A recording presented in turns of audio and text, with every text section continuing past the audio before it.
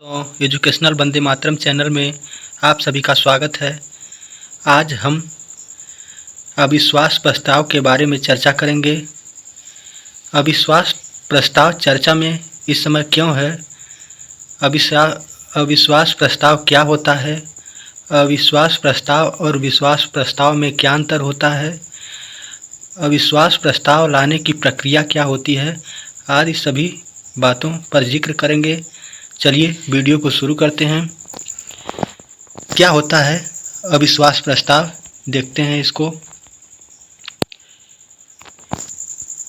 अविश्वास प्रस्ताव जब लोकसभा में किसी पार्टी या किसी विपक्षी पार्टी को लगता है कि सरकार के पास बहुमत नहीं है या सदन में सरकार विश्वास खो चुकी है, तो वह अविश्वास प्रस्ताव लाती है।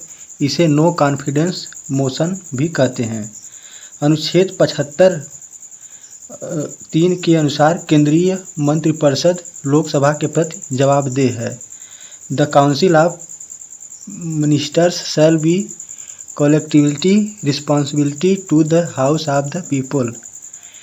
चलिए आगे देखते हैं प्रस्ताव की प्रक्रिया क्या होती है।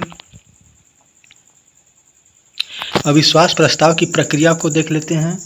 अविश्वास प्रस्ताव की प्रक्रिया में लोकसभा की कार्य संचालन नियमावली के नियम 198(1) से 198(5) तक मंत्रिपरिषद में अविश्वास प्रस्ताव प्रस्तुत करने की प्रक्रिया निर्धारित की गई है।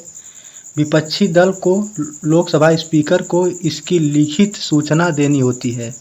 इसके बाद स्पीकर उस दल के किसी भी सांसद से इसे पेश करने के लिए कहते हैं। अविश्वास प्रस्ताव लाने वाले सदस्य को स्पीकर के बोलने पर सदन से इसलिए अनुमति मांगनी पड़ती है। प्रस्ताव के पक्ष में कम से कम 50 सदस्यों का होना आवश्यक है। यदि इसमें सांसद न हो तो अध्यक्ष प्रस्ताव रखने की अनुमति नहीं देते हैं। लोकसभा स्पीकर अविश्वास प्रस्ताव को मंजूरी देते हैं तो प्रस्ताव पेश करने के 10 दिनों के अंदर इस पर चर्चा जरूरी है। चलिए आगे देखते हैं। अध्यक्ष की अनुमति मिलने के बाद इस पर चर्चा के लिए एक या अधिक दिन या किसी दिन का एक भाग तय करते हैं। भाषणों की समय सीमा तय करने का अधिकार अध्यक्ष को मिला है। चलिए आगे देखते हैं अविश्वास प्रस्ताव का महत्व। अविश्वास प्रस्ताव का महत्व में अविश्वास प्रस्ताव संसदीय परंपरा का एक अहम हिस्सा है। जब पूर्ण बहुमत की सरकारें काम करती थीं, तब अविश्वास प्रस्ताव को विपक्ष के प्रतीकात्मक विरोध का एक साधन माना जाता था, जिसका उद्देश्य सरकार की जवाबदेही तय करना होता है तथा अविश्वास प्रस्ताव लाकर विपक्ष सरकार को अहम मुद्दों पर घेरती है। गठबंधन सरकारों के दौर में अविश्वास प्रस्ताव का महत्व काफ़ी बढ़ गया है। जब भी विपक्ष को लगता है कि उसके पास सरकार की मुश्किल में डालने लायक संख्या बल है, तो वह अविश्वास प्रस्ताव लेकर आता है। इसके समर्थन में वे सदस्य आते हैं जिन्हें सरकार में विश्वास नहीं होता और सरकार को गिराने का प्रयास किया जाता है। आगे अविश्वास प्रस्ताव का इतिहास देख लेते हैं। विश्व में सबसे पहला अविश्वास प्रस्ताव ब्रिटेन में ही लाया गया था, जब 1742 में रॉबर्ट वालपोल की सरकार के खिलाफ अविश्वास प्रस्ताव पारित हुआ था।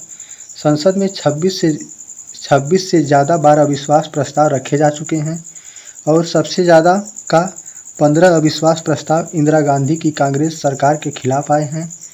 सबसे ज़्यादा अविश्वास प्रस्ताव पेश करने का रिकॉर्ड माकपा सांसद ज्योतिर्मय बसु के नाम है। उन्होंने अपने चारों प्रस्ताव इंदिरा गांधी सरकार के खिलाफ रखे थे।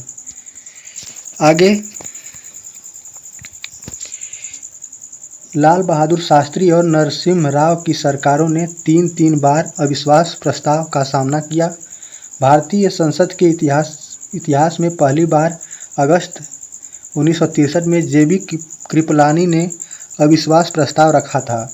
तब तत्कालीन प्रधानमंत्री जवाहरलाल नेहरू की सरकार के खिलाफ रखे गए थे। इस प्रस्ताव के पक्ष में केवल 62 वोट पड़े और विरोध में 347 वोट पड़े। अविश्वास प्रस्ताव का सामना करते हुए पहली बार 1978 में सरकार गिरी थी, जब तत्कालीन मोरारजी देसाई की सरकार को मतदान में हार का सामना करना पड़ा था। उनकी सरकार के खिलाफ कुल 2 बार प्रस्ताव लाया गया था।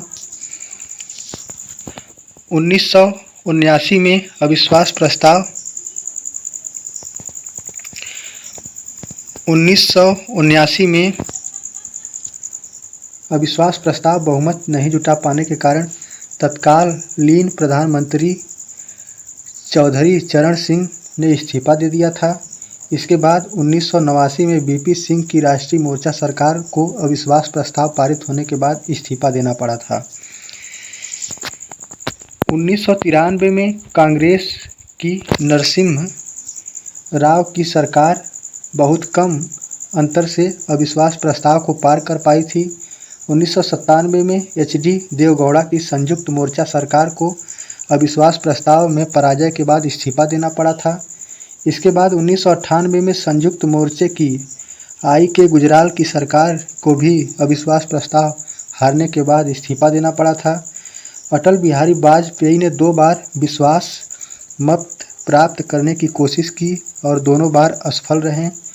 1996 में उन्होंने केवल 13 दिन सरकार चलाने के बाद मत में विभाजन से पहले ही इस्तीफा दे दिया था और 1998 में उनकी सरकार केवल 1 वोट से हार गई थी। आगे देखते हैं। जुलाई 2009 में अमेरिका के साथ परमाणु समझौते के विरोध में यूपीए सरकार के खिलाफ अविश्वास मत लाया गया था। तब प्रधानमंत्री मनमोहन सिंह ने मामूली बहुमत से इस पर विजय पाई थी। पूर्व प्रधानमंत्री अटल बिहारी वाजपेयी ने विपक्ष में रहते हुए 2 बार अविश्वास प्रस्ताव पेश किए। पहला प्रस्ताव इंदिरा गांधी सरकार के खिलाफ था, दूसरा नरसिम्हा राव की सरकार के खिलाफ था। 2018 में एनडीए सरकार के विरुद्ध अविश्वास प्रस्ताव लाया गया था। चलिए आगे हम अविश्वास प्रस्ताव और विश्वास प्रस्ताव में अंतर को देख लेते हैं। ये दोनों ही प्रस्ताव संसदीय प्रक्रिया के अंग हैं, जिसके तहत सदन में सरकार के बहुमत को जांचा जाता है।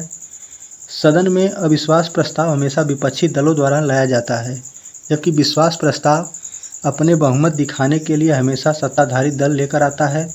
किन्हीं विशेष परिस्थितियों में राष्ट्रपति भी सरकार के सदन में विश्वास मत अर्जित करने के लिए कह सकते हैं।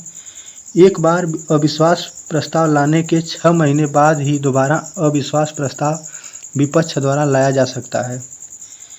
अर्थात एक बार अविश्वास प्रस्ताव संसद में लाया गया है तो उसके 6 महीने बाद दोबारा अविश्वास प्रस्ताव लाया जा सकता है। यदि सरकार सदन में विश्वास प्रस्ताव के दौरान सामान्य बहुमत साबित नहीं कर पाती है तो ऐसे में सरकार को या तो इस्तीफा देना पड़ता है या सरकार गिर जाती है। चलिए यहीं पर वीडियो को समाप्त करते हैं। मिलते हैं अगली वीडियो में। तब तक के लिए धन्यवाद। शुभ रात्रि।